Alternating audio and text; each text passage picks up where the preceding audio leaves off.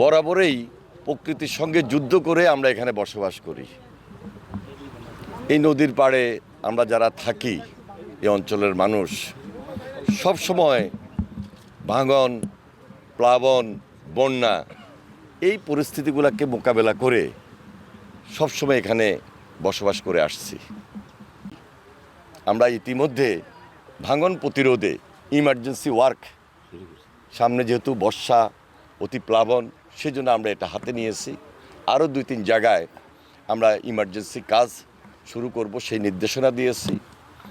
এবং আপনারা জানেন যে এই নদীর অপর প্রান্তে সেখানে উড়িচ্চর, তারপরে স্বর্ণদ্বীপ, বাসানচর সব কিছু মিলে হাতিয়া নদী ভাঙন এলাকা, এই দিকে আমাদের বিশেষ নজর রয়েছে। আমাদের অনেকগুলা প্রকল্পও রয়েছে।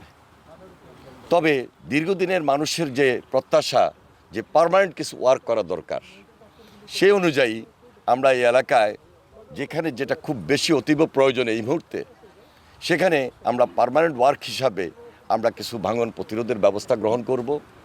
আমরা সেই অনুযায়ী স্টাডি রিপোর্ট কমপ্লিট হওয়ার পর চেষ্টা করব আগামী অর্থ বছরেই এই কাজগুলোকে সমাপ্ত করার জন্য।